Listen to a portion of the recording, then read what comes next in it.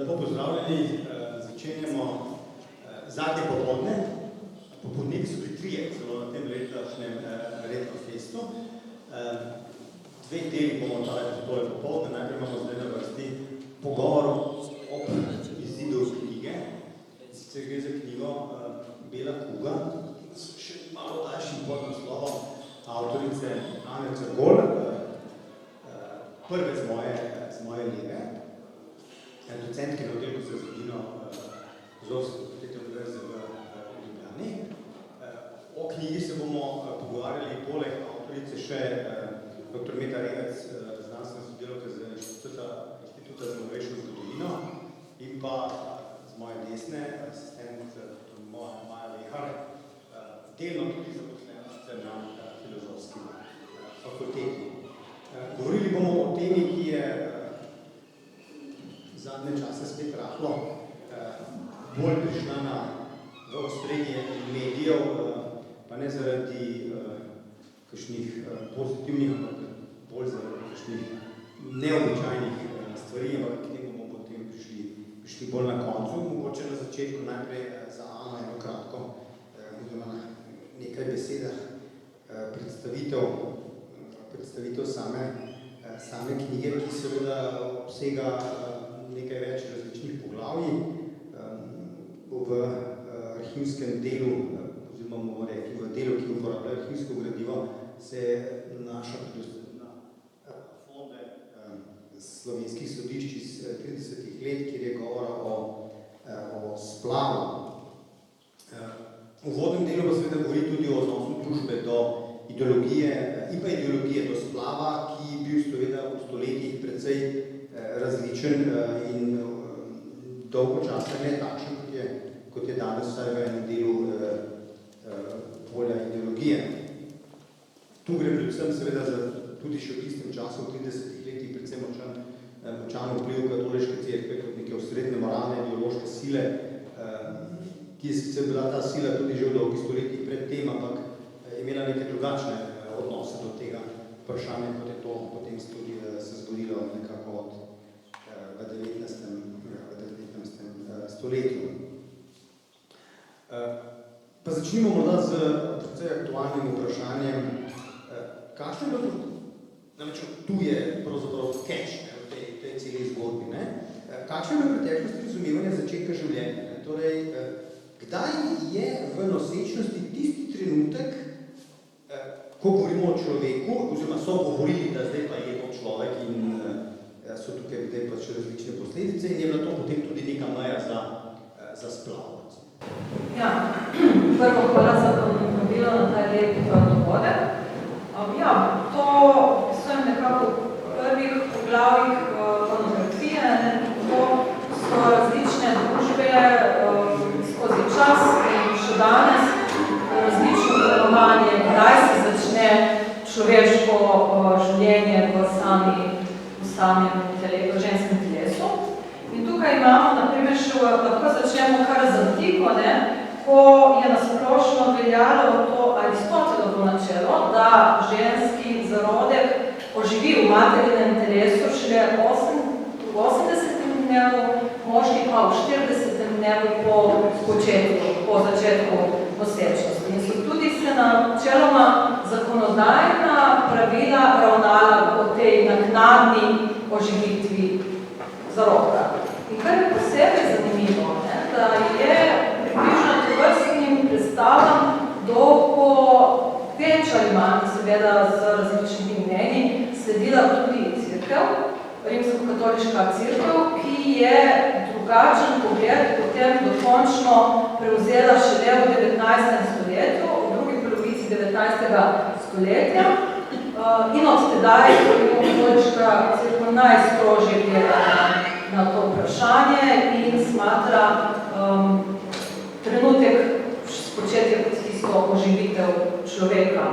Je pa to bolj izjema kot pravilo med ostalimi religijami na svetu, tudi ko se recimo pogovarjamo o bolj aktualnih tematikah, kot so recimo razni poskusi na zarodkih ali pa tudi umetna oploditev.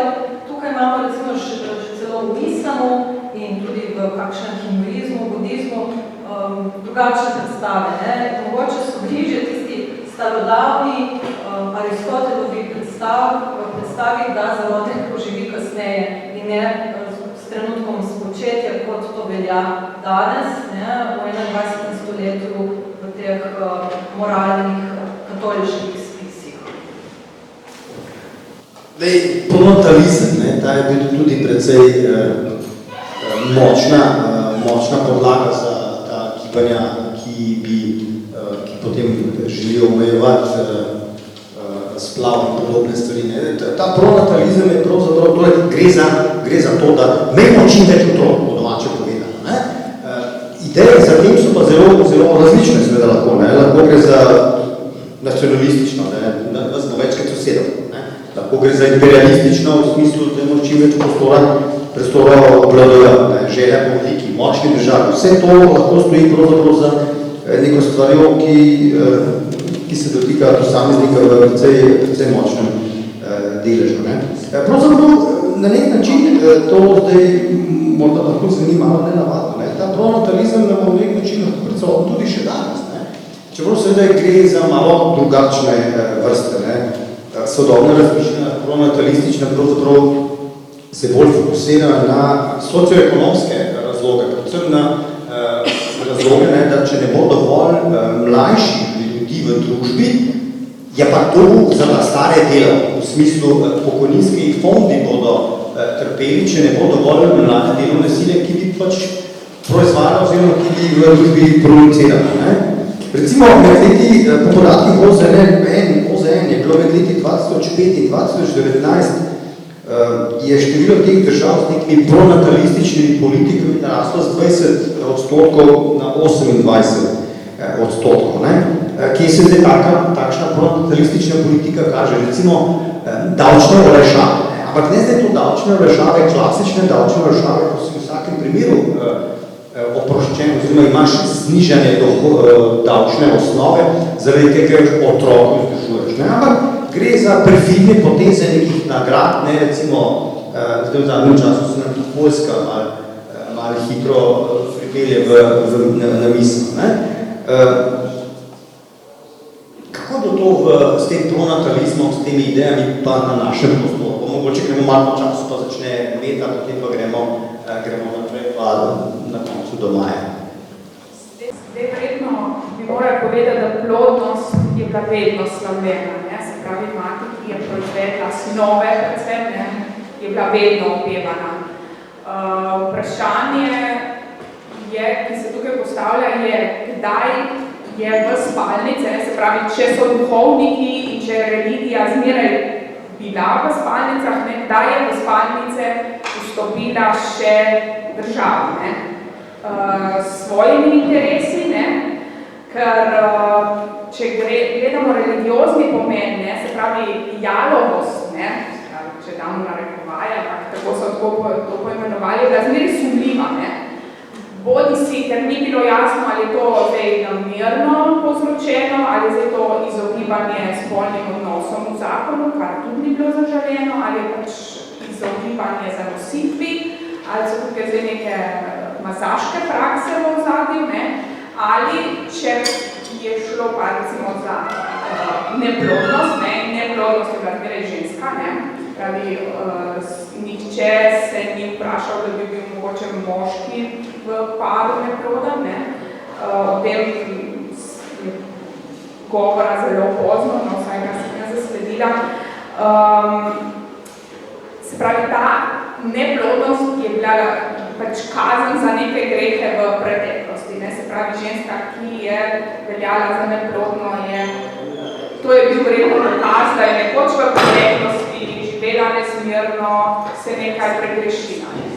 Se pravi, kdaj zdaj država vstopi v to igro s svojimi interesi, verjetno nekje na prelomu stoletja, ko se obudi ta občutek krize, strahu. Iz mojega ukvarjanja s starostjo, lahko rečem, da se je delež prebivalstva sicer povečeval, se pravi, prebivalstvo je že raslo, ampak to ni bilo sprejeto z nekim navdušenjem in olajšanjem. ampak skrbijo, ker je statistika, ki se je v tem času tudi rojevala, dokazovala, da se podaljšuje življenjska doba, da torej narašča število ljudi, torej govorili so o betežnežih, o tistih, ki jih bo treba vzdrževati, se pravi nekoristen del družbe, se pravi, kje so pa sedaj mladi, kje so tisti, ki se bodo borili. Ko govorimo o tem pronatalizmu, nam seveda takoj pride na misel totalitarne režime, Italija, se pravi, otrok več zadučeja, še bolje dva, enega zadučeja, enega za Danuncija, recimo, pa Nemčija, ampak vsekakor je bilo to zelo, recimo tudi v Franciji zelo aktualno, ta obnova prebivalstva, to je bilo del obnove po prvi svetovni vojni, ker seveda tukaj je bolj da še španska tripa, ki je prav ta del prebivalstva najbolj zdesetkala, se pravi, potrebno je bilo obnavljati prebivalstvo. Tako da v Franciji so recimo imeli nacionalno zvezo proti depopulaciji, kar bi pa mogoče izpostavila je, da recimo prav za Francijo in Veliko Britanijo, da je obstajal tudi čisto rasističen strah, mislim, danes ga lahko tako označimo, da jih bodo preplavili prebivalci iz njihovih lastnih kolonij, se pravi temnopolti, kdo bo zdaj pravi Anglež. Tako da tukaj je šlo za reševanje pravega Angleža. Tako da so te ideje izjemno razširjene. Kaj pa stara Jugoslavija? Ja, hvala. Ja, mislim, strinjala, pronatalistična gibanja oziroma pronatalizem strani državnih oblasti se izrazito okrepi v času vojn in po vojni. In to se recimo kaže še danes po svetu. Se je kazalo, ne nazadnje tudi po zadnjih vojnah po razpadu Jugoslavije, se je kazalo, kot bo mogoče več Maja povedala, po drugi svetovni vojni in se je pokazalo tudi po prvi svetovni vojni. Eden izmed razlogov je bila gotovo že omenjena španska gripa, ki je dodatno zasedkala prebivalstvo, pa smrti v sami vojni, se pravi vojne žrtve, znižana rodnost v času vojne zaradi odsotnosti očetov, zaradi odsotnosti mož, razne spolne bolezni, ki tudi so preprečevale to višjo oziroma vsaj zdravo rodnost in drugačne vloge, spremenjene vloge žensk. Vse to je vplivalo na povečan pronatalistični pritisk strani države, ki se je potem konkretno, kot je Meta že omenila, v Franciji, v Nemčiji, v Angliji, pa tudi v Jugoslaviji, kazal z raznoraznimi zakonodajnimi ukrepi. Eni od teh so bili tudi dobronamerni in tudi dobrodošli, zaradi tega strahu pred depopulacijo so začeli z večjo skrbjo za matere in otroke in so ta namen tudi gradili zavode za zaščito mater in otrok. To vendarle je treba povedati, poveča se strpnost tudi do nezakonskega materinstva, do nezakonskih otrok. Negativno plat te zgodbe pa je ta pritisk v smislu strožjega preganjanja kontracepcije in splava, pa tudi davčne olajšave za velike družine so lahko spet nekaj pozitivnega, ampak poznamo pa tudi take bizarne zakone, ki so spet manj dobrodošli, kot so recimo raznorazni davki na samce in samice. V Jugoslaviji je bil samo davek na moške, z razlogom, da pač oblasti so očitno menile, da se samo moški ogibajo zakona v tistem času in so potem take ženske pustile na miru, no ampak tovrstni ukrepi so se zdeli še takratnim ljudem malo čudni, nenavadni, tako da so se o tem pisali in objavljali leburke, pa razne zgodbe po časopisju in ustanavljala verjetno v okviru društva pa za zaščito samskih oseb pa tako naprej. No? Tako da imamo tudi takšne različne posledice tovrstnih stanj. In ja, tudi v propagandi, tudi v umetnosti, tudi v književnosti, v slikarstvu prepoznamo to pronatalistično noto. En tak zanimiv primer v Jugoslaviji je celo večerni film, če se ne motim, celo med prvimi v Jugoslaviji ali pa vsaj na Hrvaškem, Macina in Ankina sudbina, ki se zelo pogosto predvaja tudi na slovenskem, je bil popularen tudi med nekakvimi prvimi slovenskimi režiserji, so ga zelo cenili in je predstavljal ravno to zgodbo dveh žensk, ki jih je usoda kaznovala, zato ker sta pač umetnost slabo končali. In to je bil tak propagandni film, hkrati pa očitno zelo popularen tudi v kinodvoranah. Ja. Kar se pa tiče, razen tega obdavčitve moških, je v Jugoslaviji so šli predlogi v to smer, da bi nepremožne družine, bom kar tukaj naredila oklepaje, kar se je takoj pojavilo vprašanje, kaj je to nepremožna družina, ker seveda v Jugoslaviji je bila nepremožna družina v Sloveniji oziroma na Slovenskem nekaj čisto drugega kot južneje, se pravi nepoenotenje teh meril, to je takoj postavilo problem, ampak ideja je bila nepremožne družine z več kot 5 otroki naj bi bile oproščene davkov. Očetje z več kot 4 otroki naj bi imeli prednost pri zaposlovanju, se pravi na področjih, kjer je seveda lahko država oziroma kjer je država držala svoj primat. Se pravi, učitelj, ki se prijavlja na delovno mesto in ima 4 otroke ali več, ima prednost pred samskim učiteljem. Izplačevali naj bi priboljške za 4. in vsakega nadaljnjega otroka v družini, sklepam kot nekakšne otroške dodatki. Ampak prav zaradi statistik oziroma tukaj se niso znali poenotiti za te kako postaviti cenzuse, kdo bi naj bil do tega upravičen in kdo ne, kdo si lahko privošči, kdo si lahko privošči.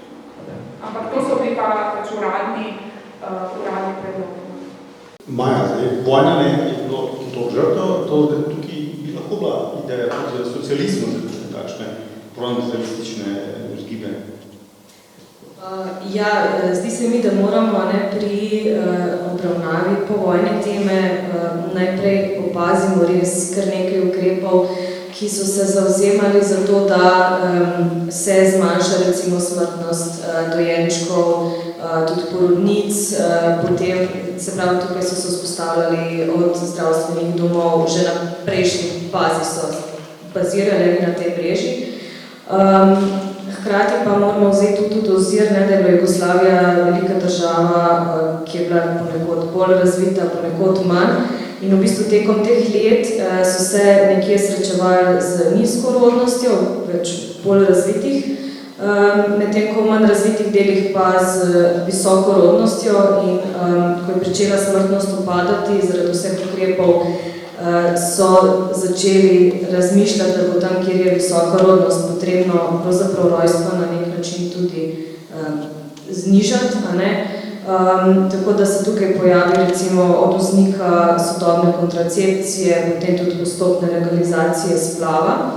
Kljub temu so pa razmišljali, da v bistvu je zelo težko pravzaprav pa operirati z nizko rodnostjo, tako da je bilo kar nekaj ukrepov od porodniškega dopusta, potem recimo sofinanciranja otroškega varstva, pa zdravstvenega varstva otrok, otroški dodatki, recimo potem tudi, da so tisti, ki so imeli več otrok, lažje dobili neko posojilo oziroma reševali stanovanjsko stisko.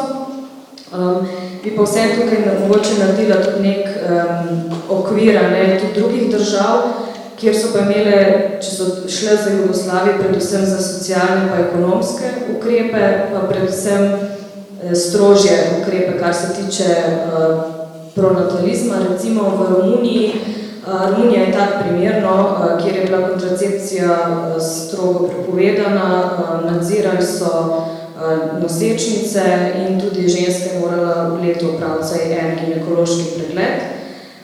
Potem primer je tudi Madžarska, kjer so na primer obdavčili tiste brez otrok in pa recimo leta 1953 so strogo prepovedali splav in zanimivo je, da nekatere take države so prepovedovali splav, se pravi državljanka, da bi se rodilo, se pravi, več otrok narodnosti, ki so jo preferirali, medtem ko pa ženskam, ki so bile pa predstavnice manjšine, so pa recimo dovoljevali splav, kar je zanimivo.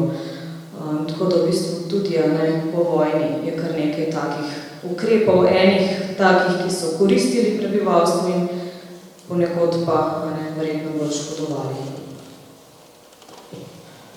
Splav je seveda poseg v telo, ki ima določene lahko seveda tudi zdravstvene posledice. Pa bom malo rešil vprašanje, pravzaprav za vse tri, kako je pa specifično skrbel za ženske v smislu ginekološke skrbi, pa za nosečnice in matere. Kdaj se to začne razvijati? Predvidevam, da bo govora o valovih, in zdaj smo na enem valu kapala. Koliko je zdaj, skoraj 200,000, ali koliko je zdaj ženski, ki nimajo ginekologa, recimo.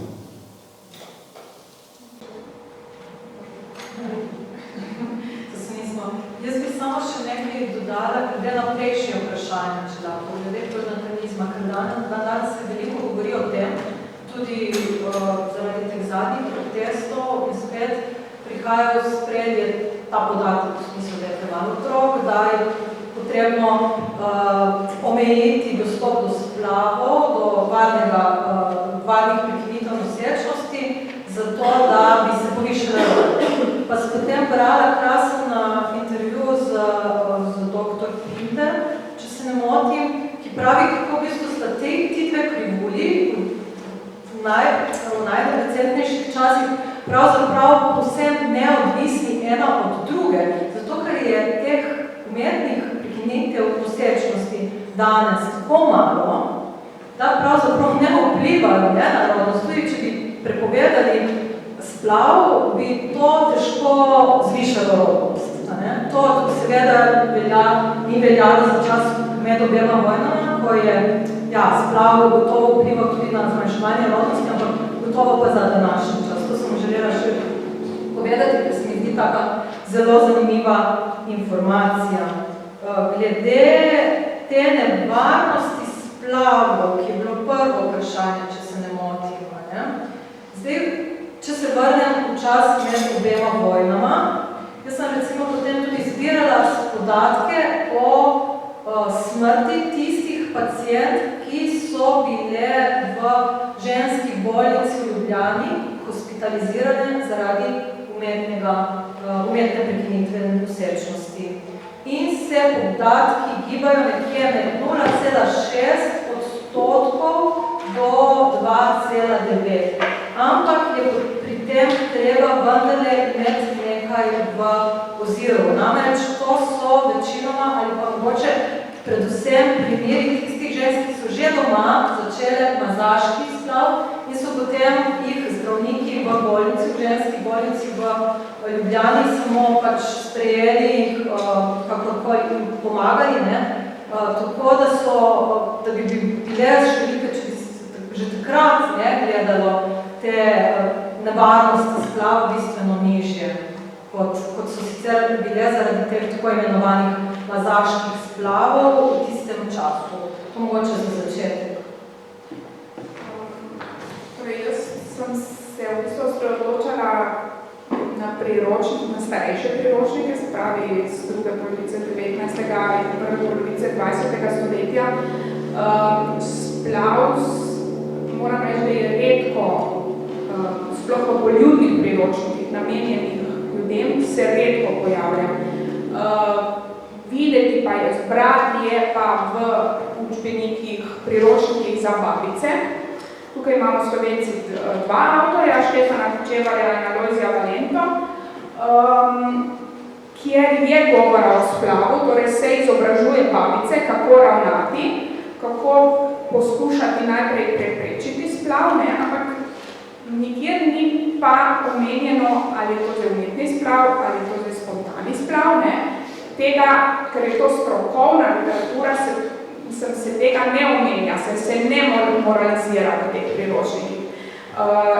Babice so torej imele informacije, kako ravnati, in zanimivo mi je bilo, da sploh Alojzij Valenta 1886 podaja informacije, izobražuje in daje pravico in tudi dolžnost babici, da ukrepa, da pospeši splav, najprej v poskusu rešiti maternico, kot organ, v primeru krvavitve, in če to ne gre, kako rešiti žensko. Ne? Spravi nekaj, če spet aktualiziramo, kar je recimo danes na Poljskem nedostopno. Ne? Tukaj se je seveda takoj pojavilo vprašanje, da je to sploh zahteren. Ne? Spravi, babice so imele v rokah odločitev, ki so jo morali sprejeti, glede na lastno presojo. Ne? Kdaj je mogoče plod še rešiti, kdaj ne več, ne? Kdaj se že rešuje žensko, tukaj je bil sploh zahteren. Kdaj bo bolj, ker to bi mogoče morali povedati, da so nelegalne splave veliko krat izvajale babice. So se ženske tudi k njim zatekale. Tako da, ampak to vedenje je obstajalo, imele so to, babice so imele to odgovornost. Ne. Zdaj, mogoče bi sam, predam besedo, bi sam predala iz enega priročnika, kjer pa sem našla eno omembo splava, in ta priročnik je bil potem zaradi tega cenzuriran, tako da ob naslednjih ponatisih je tam bel oblaček, ne, ampak v prvi izdaji je pa samo prelepljeno. In v knjižnici v Trstu jo imajo in če človek malo tako pogleda kot svetlobi, lahko prebere, da piše tako, in sicer to je knjiga Delo materinstvo, išlo je v Gorici 1926, spravi že kasnejše, ne, ampak piše: splav je dovoljen in ne obtežuje vesti, ne pušča neprijetnih občutkov v slučaju, da zamore nosečnost povzročiti materino in posledično potem otrokovo smrt. To je bilo potem prelepljeno. In potem piše naprej: odločuje naj tedaj le vesten izurjen zdravnik, ki rabi za to primerna sredstva. Torej, naj zdravnik presodi, kdaj je ženska ogrožena in kdaj je ta splav umetno splav upravičen. Tudi to ni bilo samoumevno, ker sem vsekakor je v tvoji knjigi tudi zapisano, da je veljalo, da ne ženske sprejmejo to tveganje. Tako kot gre moški na bojišče z mislijo na smrt, se tudi ženska odloča za materinstvo z mislijo, da bo šlo mogoče kaj zelo narobe. Tu lahko nadaljujem, ne? Da bomo verjetno Maja povedala še kako je s tem po drugi svetovni vojni. V kazenskih spisih zasledimo tudi tovrstne primere zdravnikov, ki so naredili splav, zato ker so ženske imele takšne ali drugačne zdravstvene težave. Običajno je šlo za to grozno bruhanje, okojšanje in tako naprej. In v teh primerih so jih oprostili. In to preden je Jugoslavija uvedla to tako imenovano medicinsko komunikacijo tudi v zakonodajo, ker z zakonikom iz leta 1929-30 je potem čisto legalno bilo v Jugoslaviji sprejeto, da so lahko splave izvedle babice oziroma zdravniki, če je šlo za ogroženost materinega zdravja. In to se seveda nadaljuje in tudi ohranja v povojnem obdobju. Ja, in v bistvu se nekako ohranja vse do začetka 50. let. Takrat pa vedno bolj razmišljajo tako strokovna stroka, predvsem ginekologi, da nelegalen, seveda nestrokoven splav povzroča preveč posledic, ne tako na ženskem fizičnem zdravju, psihičnem, obremenjeval je tudi prostorsko pa finančno potem zdravstvene zavode. In so v bistvu sklenili, da se žensk ne kaznuje več, medtem ko tisti, ki pa je izvedel splav, recimo se pa še kaznuje. In zelo pomembno je tudi to, da so uvedli socialno-medicinsko indikacijo. Se pravi, če bi to, da ženska donosi in rodi, ogrozilo njen socialni položaj in potem to vplivalo tudi na njeno zdravje, je bil splav dovoljen. In seveda vedno več komisij je upoštevalo samo socialno indikacijo. Se pravi, tukaj govorimo o tem, da njim je ženskam, recimo prosilkam za splav, je razpadla recimo partnerska zveza od tega, da so imele stanovanjski problem, od revščine, potem alkoholizem je pogosto tudi omenjen. In zato so se potem postopoma odločili, da je potrebno pa tudi socialno indikacijo uvesti med razloge za dovoljen splav. In kasneje, potem v 70 letih pa dejansko pravico o svobodnem odločenju glede rojstva otrok vnesejo tudi v ustavo in prevedejo potem v zakonodajo posameznih republik, kar mislim, da je bil glede na ta boj, ki je bil prisoten že precej dolgo, ena zelo pomembna pridobitev, ki se jo pa nažalost zdaj še vedno preoprašuje. Imam zdaj eno vprašanje samo za Ano, ker je zelo vezano na gradivo, ki ga je v arhivih našla in uporabljala. Namreč v sodnih spisih se pojavljajo tudi precej neobičajne zadeve v zvezi z opravljanjem splavom. Med bolj bizarnimi, ali tudi ne, Ana pojasnila, je bizarno ali ni, ali to ni bizarno, je namreč to, da je žensko, ki je splavila, prijavil njen partner, torej tisti, ki je povzročil, da je zanosila. Hvala. Tako, v resnici to so taki bizarni primeri, ki jih včasih zgodovinarji najdemo med tistimi, ki bi lahko jih definirali kot tipične. V večini primerov nekje v 40% vsaj pa 50% je zgodba tista tipična, da je sam partner žensko prepričeval v splav, oziroma jo to celo silil. Tudi imamo prav primere neposredne prisile, imamo primere recimo ženske, so bile tudi recimo, so imele intelektualno oviro, sploh niso točno gledali, zakaj se gre, so jih potem pod prisilo moški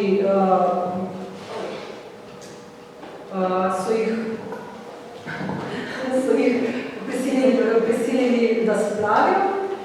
Ne moremo pa to popolnoma posplošiti, po drugi strani imamo tudi primere, kjer se je moški že na začetku zavezal, da bo skrbel za otroka, da bo mater tudi poročil in so ženske nekako odklenile to njegovo ponudbo in šle same v to.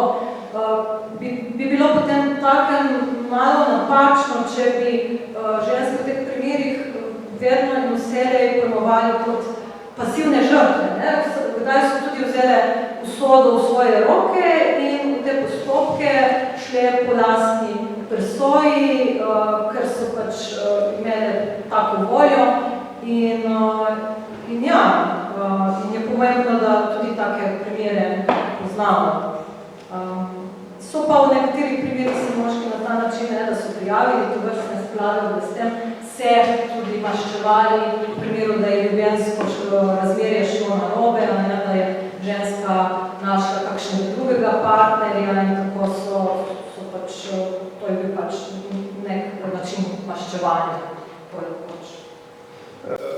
Maja, tudi v tvojih raziskavah si se že srečevala s tem problemom, namreč potem, ko so razvili različne možnosti kontracepcij, so omenjali, da se nasplav pa ne bo. Ampak bomo začeli na začetku, pa oziroma v starejših obdobjih, kako pa je bilo kaj z kontracepcijo, ki bi preprečevala zanositev, ki bi potem lahko vodil v pač odvisno od okoliščin do splava. Torej, veljalo je prepričanje, da narava kaznuje tiste, ki se upirajo nagonu po prokreaciji. Kaznuje že tiste, ki abstinirajo, seveda, recimo kot vzor so bili vsaj sami, ki ne bi to vsaj varjeno vsaka 4 leta, recimo, ali v nekih periodah, brez kakšne strasti, ampak kot dolžnost, to je bilo najbolj idealno, ampak se pravi, tisti, ki abstinirajo, že škodijo svojemu žučnemu sistemu, svojim organom, vse to ne bi vodilo v proizvodne staranje.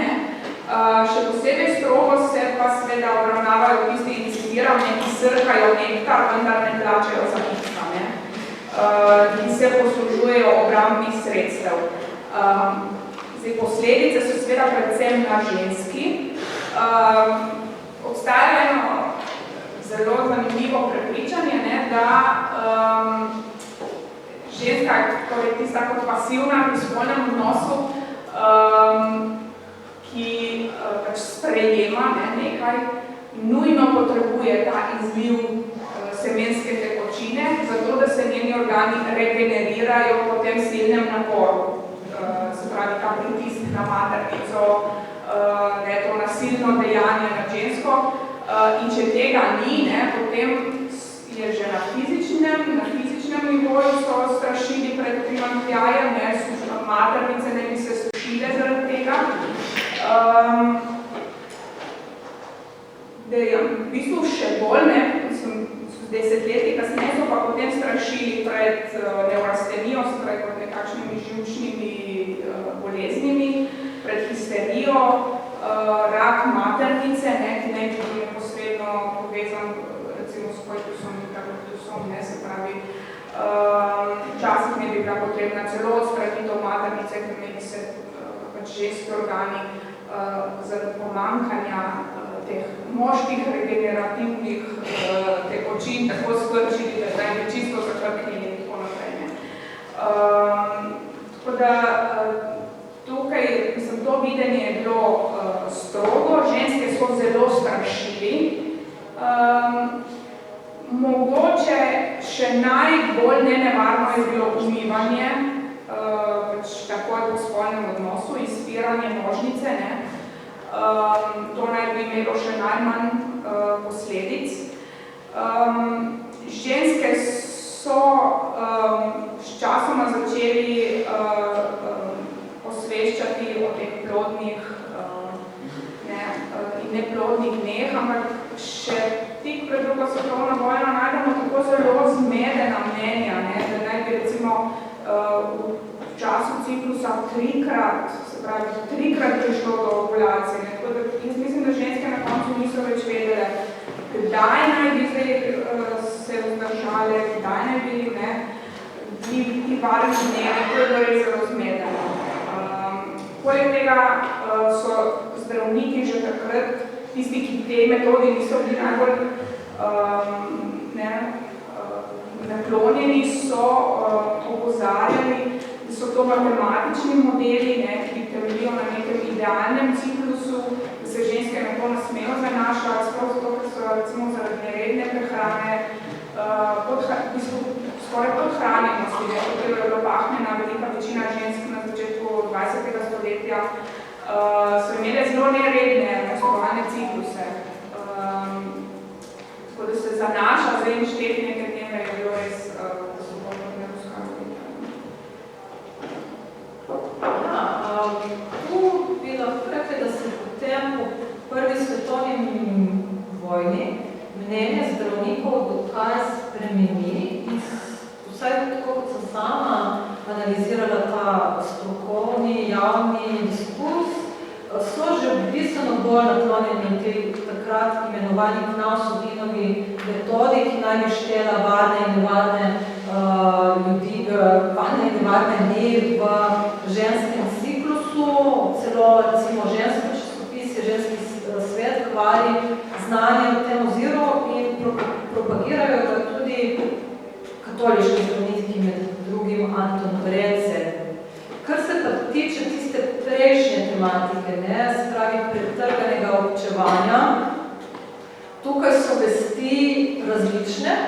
Po eni strani imamo Henrika Tumo, ki pravi, da naj bi se to na kmetih, ta tehnika, ki ni vključevala nekih kmetnih kontracepcijskih sredstev, da naj bi na kmetih to tehniko poznali, da je fant, ki je oplodil dekle, potem bil tudi zasmehovan, ker ni pač tega poznal. Po drugi strani pa je recimo raziskovalka, etnologinja Irena Rožman opravljala intervjuje in tudi ankete s prebivalstvom iz Velikih Brusnic, to je na Dolenjskem, in ugotovila, da je bila v bistvu ta praksa še recimo dolgo v obdobju med obema vojnama, mogoče tudi kasneje zelo, ne bom rekla, mogoče nepoznana, ampak vsaj neprakticirana. Zaradi tega, ker se preprosto niti moški niso pretirano zanimali za to, da ne bi prišlo do. Tako vsaj ta raziskovalka, se pravi dr. Irena Rožman razlaga, vrste ustne intervjuje, ampak verjetno so pa tudi obstajale neke razlike med vasjo in mestom, med posameznimi slovenskimi regijami, tako da to vprašanje je še za delno raziskati. Ampak prezervativi so pa v reklamah v časopisih že prestoli in več? Ja, to pa zagotovo, skoraj vsaka številka slovenskega naroda je prinašala tudi reklamo za Ola-Gumija, ki je bil takratni prezervativ in kot je tedaj tudi ugotavljalo katoliško časopisje, so se dobili vse posod, v vseh lekarnah, v trgovinah in celo pri poštarjih. Je pa bil prezervativ nekoliko bolj povezan z nemoralo, in so ga tudi pripisovali recimo nezakonskemu spolnemu občevanju in predvsem prostitutkam. K temu pa lahko dodamo, da so bili prezervativi oziroma kondomi v obdobju med obema vojnama na Slovenskem in tudi nasploh v Evropi še precej neudobni, ne samo neudobni, dragi in tudi neučinkoviti, zato ker niso bili še delani iz lateksa. To imamo v Ameriki v obdobju med obema vojnama že tovrstna domeno. Pri nas v Evropi sploh v Jugoslaviji pa ne, se to še spremeni po drugi svetovni vojni. Zdaj, Ja, po drugi svetovni vojni, poleg legalizacije, postopne legalizacije splava, so pa hkrati ugotovili, da je pa potrebno uvesti tudi spolno vzgojo, pa predvsem učinkovito, sodobno pa enostavno za uporabo kontracepcijo. Zdaj, prve take bolj sodobne primere je državo prinesel znan ginekolog Franc Novak. Pomembno recimo so sodelovali pri tem tudi drugi ginekologi, zdaj verjetno vseh ne bom uspela omeniti, ampak recimo vidnejši so bili Pavel Lunaček, pa recimo Lidija Antolšek-Jeraz, Bogdan Tekavčič. In v bistvu leta 1955 je dr. Novak na eni od sej za zdravstvo zahteval, da je potrebno uvesti sodobno kontracepcijo, ki se bo proizvajala doma. Tako da so se odločili za diafragmo, ker so želeli tudi ženskam dati možnost izbire, kdaj bi zanosila v kombinaciji z antispermicidno pasto oziroma gelom, ki ga je izdeloval Lek. Diafragme je pa za celotno Jugoslavijo izdelovala Kranjska Sava. Imeli so sicer nekaj težav s stroji, ker so bili mogoče malo preveč robustni za tako fino delo, tako da so potem obrat postavili, so ga preselili na obrat v Vrhniki in tam so v bistvu poleg, se pravi, napihljivih blazin in teh gumenjakov izdelovali tudi diafragme. Poleg tega se potem začne tudi razvoj poveljavljanja hormonske kontracepcije, to je potem v 60 letih, in pa materničnega vložka. Pa še ena zadeva je tukaj zelo pomembna, se pravi, poleg tega, da obstajajo ta sredstva, so se zavedali, da je treba nekako tudi nagovoriti državljane in državljanke, da jih pač bodo uporabljali. Tako da je bilo leta 1955 ustanovljen prva posvetovalnica za kontracepcijo v Ljubljani, in to je bila tudi prva v Jugoslaviji, in potem v par letih jih je bilo recimo v Sloveniji že 120. Tako da je kar poraslo. So imeli seveda na tej poti precejšnje tudi težave, od tega recimo premajhne podpore tiska do recimo finančnih težav, bile so težave z devizami, pa recimo niso mogli kupovati nekih tub za genosan, to je bila antispermicid, in recimo je potem nastala težava, ker v lekarnah seveda ni bilo. In lahko potem recimo v naši ženi beremo pisme brak, da so recimo zanosile in se morale obrniti na komisijo, da ji odobrijo splav, ker pač niso imele možnosti, a ne se drugače zavarovati. Ampak vseeno, tukaj je bil kar precejšen korak naprej, ker so dejansko sprejeli kontracepcijo kot najbolj humano obliko načrtovanja družine. Nekaj, kar ti bilo še danes omenjeno, da se spet sprašuje zadeva, gre pa za naslednjo zadevo. 55. člen Slovenske ustave vsebuje 2 stavka in nič več. Te 2 stavka sta: odločanje o rojstvih svojih otrok je svobodno, in drugi: država zagotavlja možnost za uresničevanje te svoboščine in ustvarja razmere, ki omogočajo staršem, da se odločajo za rojstvo svojih otrok. Pot do tega zapisa bila relativno dolga, vmes so se jajca metalo v stavbo državnega zbora, kdo res teh prostorov se tega verjetno spomni, ima dovolj visok emšo. Zanimivo v ustavni komisiji, ki se tudi o tem razpravljala, je zgolj ena ženska, poslanka Darja Lavti-Žerbek. Sicer pa je v državnem zboru v določenem delu prevladalo mnenje, ki je zagovarjalo položaj, oziroma borili se bomo za to, da pravice, oziroma da zapisi v ustavi ne bi šli pod standarde iz leta 1974, torej iz socialistične ustave, kjer pa je bilo to pravzaprav v tej obliki zapisano. Moje zdaj vprašanje je vam, pa seveda s tem pa potem dajem, to je moje zadnje vprašanje, potem pa seveda lahko tudi publika kaj intervenira. Glede na buše v državi, ali je 55. člen nevarnost ali ne? Ja, zgodovina nas uči, da so že pridobljene pravice, če so še tako pomembne, lahko vseli v nevarnosti. Vseli. Glede samega 55. člena bi rekel, da je še bolj kot, ali pa vsaj toliko kot ta propaganda konservativnih organizacij, ki je očitno dobro premišljena in finančno dobro podprta. Nevarna tudi pozaba. Nevarna je pozaba na to, kar ne nazadnje tudi samo opisujemo v knjigi, kar je recimo raziskala Maja v teh prvih desetletjih po drugi svetovni vojni in Meta, v svojih številne druge raziskovalke in raziskovalci po Sloveniji in tudi drugod po svetu. In kar se ne nazadnje dogaja tudi na 12. svetu, na Poljskem, kar se nedavno dogajalo na Irskem, kar se dogaja v Latinski Ameriki.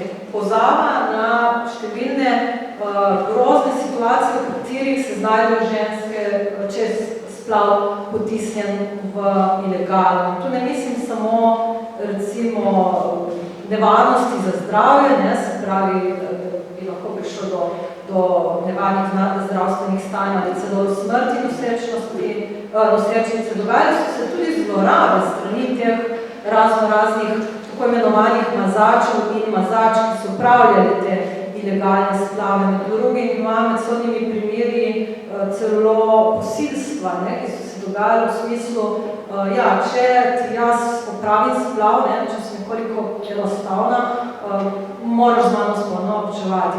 Take zgodbe se dogajajo, ko je vse to potisnjeno v ilegalo, potem pred očmi moramo imeti tudi te zelo sramotne postopke, javne postopke na sodnih dejanjih. Naletela sem na primere, kjer ženske niso čutile kako tako ali drugače ogrožene zaradi samega splava, ampak so potem doživljale travme tekom preiskovalnega postopka na sodišču in celo vzele življenje. Ampak ni samo to, ni problem samo pri ženskah, težave so se tedaj lahko povezovali tudi z samim življenjem teh ubogih neželjenih otrok. Samo v zadnjem obdobju raziskujem bolj kot splave zgodovino nezakonskih mater in nezakonskih otrok in zgodbe so resnično strašne, številni zapuščeni v najdenišnicah, sirotišnicah, kjer je bila tudi smrtnost izjemno visoka, razne zlorabe strani rejnikov in rejnic in tako dalje. To je vse zgodba, to so vse zgodbe, ki sodijo v kontekst nekega okolja, ki nima te pravice, bodi si v ustavi ali kako drugače zapisano. To je res naenkrat. Kakšno od teh? Ne silim. Jaz sem po naravi sicer tukaj optimist, mogoče naiven. Upam, da je naša družba dovolj zrela, da tega ne bi dopustila. Sem si jo sprintala, tukaj zanimivo kolumno doktorja Romana Kuharja v imenu Očetov in sinov, ki človeku mora dati misliti. Ampak tukaj smo verjetno predvsem ženske tiste, ki moramo odigrati eno vlogo in če velja, da naj vsak pometa pred svojim pragom, verjetno moramo trdno stati na stališču, da vstopa v maternice drugih pa res nimamo. Tako da naj bo to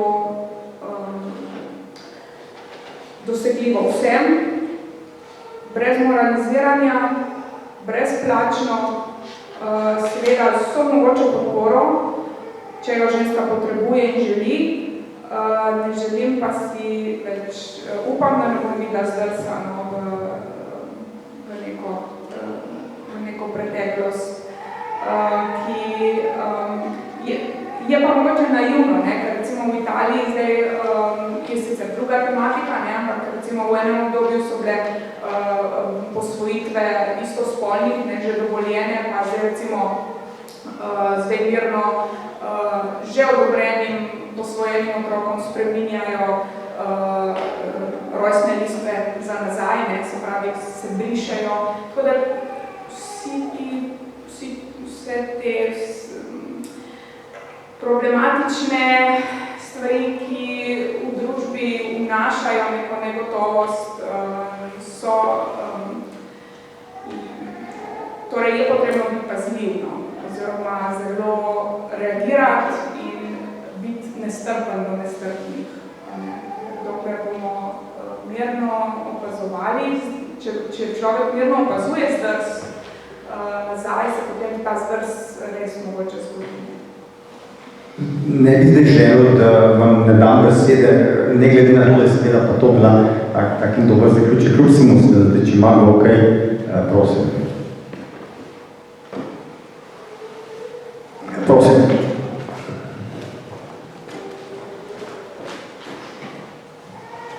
Hvala. Jaz imam eno vprašanje, ne o knjizi.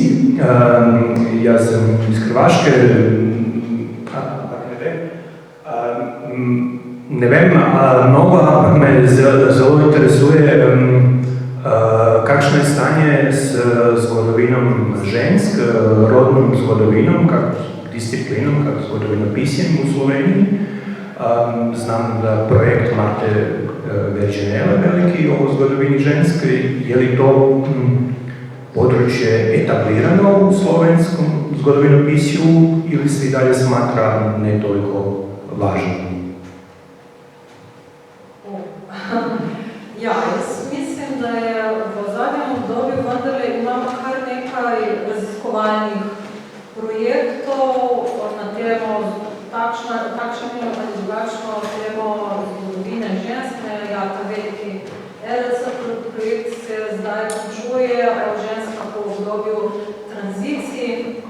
Potem bili so že v preteklosti projekti v zvezi z ženskami in Prvo svetovno vojno, pravkar pridobljeni projekt ženske na delo, moj projekt, ki se nanaša na zgodovino reproduktivnih pravic in materinstvo. Potem imamo tudi na vašem inštitutu, mislim, da nekaj raziskovalcev, ki se ukvarjajo s tem vprašanjem. Ampak ja, verjetno še vedno obstaja, čeprav vse raziskave na tem področju dogajajo, so številne, je pač problem, da ostajajo nekje na obrobju in se potem redkeje pojavljajo recimo v kakšnih učbenikih, pa recimo v oddajah, v učnih načrtih, tako da bi do njih prišli tudi nasplošno recimo dijaki in osnovni šolci. Se pravi, še vedno kljub množenju tovrstnih tematike do določene mere ostajajo na obrobju splošnega raziskovalnega zanimanja, čeprav bi, tako kot je rekla Meta, tudi sama bila kar optimistična in trdila, da v zadnjem času ni ravno tako, da se tudi glede tega prihoda ženske zgodovine v mainstream zgodovinopis je vendarle, jaz bi rekla, splošno izboljšuje, glede vnosa tovrstnih vsebin na razstave, na neke splošne razstave, v šolske učbenike in tako dalje. Mislim, da sem prej že na roko. Lep pozdrav. Pravzaprav je moje vprašanje ali pa prošnja za komentar zelo povezana s tem, ker če nadaljujem tam, kjer si ti končala s tem odgovorom, imamo precej raziskovalj v Sloveniji, ki se ukvarjajo žensko zgodovino reprodukcije, ampak ni pa to v domeni moških. In tisto, kar tudi zdaj opazim, ko se odpira ta diskurs pronatalizma ponovno in vsega. Zdaj, če pogledam vas tri, ste ženske. Če pogledamo glavni obraz pronatalističnih gibanj zdaj v Sloveniji, je to ženska. Na Hrvaškem mislim, da je ravno tako ženska. Ampak v ozadju vsega tega pa vemo, da z organizacijami v Sloveniji so moški. Ampak če pogledamo obdobje po drugi svetovni vojni, tako kot je Maja omenjala, Lidija Andoša, Vida Tomšič je bila na čelu tega boja. Ampak v ozadju so tudi ženske, moški. Leta 90, ko se sprejema nova ustava 91, samo Darja Lavčežar vedla, ženske se morajo dobesedno utreti pot pred komisijo, zato ker je Francer Kučar rekel, no sem pa vendarle neč ne škodi, če imajo kaj zapovedati. Se pravi, kaj želim iz tega povedati, oziroma postaviti vprašanje je, kako je pa to v obdobju med obema vojnama? Kdo vodi ta diskurs? So to ženske, so to moški? Omenjala si moške, pa me zanima, kakšna je pozicija žensk v tem diskurzu liberalnem, konzervativnem, socialističnem. To je eno vprašanje, drugo vprašanje pa vemo, da v tem trenutku so ta gibanja v Sloveniji izrazito podprte iz tujine. Finančno, kot je Meta omenjala, oziroma si ti omenjala, vemo, da je to del agende Evropa in vsega tega. Pa me zanima v tem obdobju, ko si se ti ukvarjala s to knjigo, kakšen je vpliv tujine v Sloveniji? Hvala. Hvala, tudi za drugo zanimivo vprašanje. Ja, se pravi, pronatalizem, kar se tiče žensk, bi lahko rekli, da jih srečamo tudi v obdobju med obema vojnama v vseh taborih. Imamo katoliško usmerjena ženska društva, ki organizirajo proti zborovanje za delno legalizacijo abortusa. Imamo pa seveda nekatera najodločnejša ženska društva, v tistem času predvsem levo usmerjena, socialistično usmerjena, ki so najbolj glasna, ki tudi v 30 letih in že v 20 letih organizirajo nekatera sodelovanja, na katerih zahtevajo delno legalizacijo abortusa. Moram pa tu poudariti, da vedno vse ne delno v tistem času. Tudi ženska društva v obdobju med obema vojnama, vsaj na Slovenskem, še niso tako pogumna ta ideja o reproduktivni svobodi ni še tako uveljavljena, da bi se zavzemala za popolno legalizacijo, no, čeprav legalizacija abortusa je vedno nepopolna, ne, kot pravijo, zaradi tega, ker po 12. tednu je kljub temu potrebno še danes iti skozi komisijo, tako naprej. Ampak v tistem času recimo tudi ženska društva zagovarja, se pravi, samo socialno indikacijo, se pravi, splave v primeru, da je bila ženska revna, etično indikacijo v primeru posilstva in eugenično v primeru, da je bil plod tako ali drugače dedno poškodovan. Na strani pronatalizma pa imamo številne takšne in drugačne moške organizacije, tudi recimo pomembne, prominentne pravnike v tistem času v slovenskem prostoru, zdravnike. Imamo pa tudi tudi zdravnico, recimo soprogo že prej omenjenega Alojza Zlogarja, ki je proti legalizaciji, verjetno pod vplivom svojega moža. Še drugo vprašanje pa se nanaša... Vpliv tujine. Vpliv tujine sem jaz sama prepoznala v tistem času bolj v smislu nekih zgledov. Oziroma pravzaprav ne zgledov, kar pravega copy-pastanja nekih rečenic, nekih izjav, ki so prihajale lahko bodisi iz Francije, Italije, v smislu, kako tudi Jugoslavijo ogroža neka rumena nevarnost, zato ker se Japonci in Kitajci hitreje plodijo kot recimo Jugoslovani, ker je tu se vidi, da gre zgolj za neko prevzemanje zgledov in stavkov iz tujih medijev.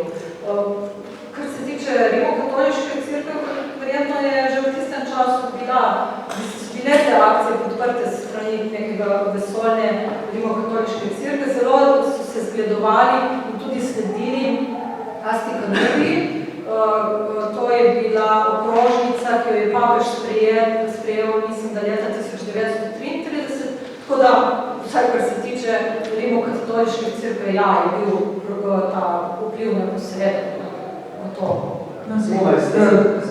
Meni se pravzaprav zdi, da se nič ni spremenilo, ker diskurs, ki se danes uporablja v Sloveniji ali pa na Hrvaškem, je pravzaprav identičen temu, ki se uporablja na Poljskem. Kaj da še pred dalje?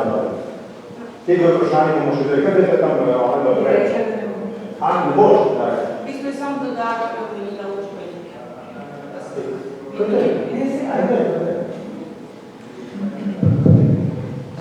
Jaz bi samo dodala omenila seveda smislu spolne vzgoje, recimo, ker vem, da na Hrvaškem v srednjih šolah tehnični poklici so že pred leti pravzaprav zreducirali in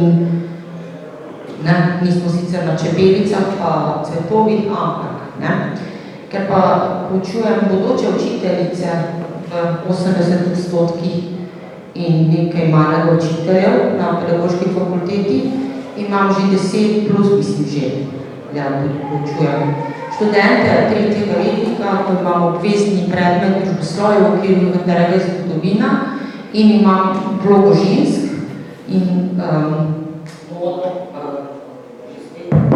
modo, gorsaž, recimo nedavno bil film in priporočil, da ga pogledajo z Sisi in seveda produkcijo, in ko načnem teko, kaj praznujemo 8. marca, ko se prepoznali dan žena in od tu naprej ne vedo in je treba razložiti, zakaj žena, da ne je zaporočena in potem rečem, no in kaj, in potem drugi stavek, vse 5 ali ne, mislim, morajo našteti in drugo je seveda to, da lahko delamo, se izobražujemo, še kaj.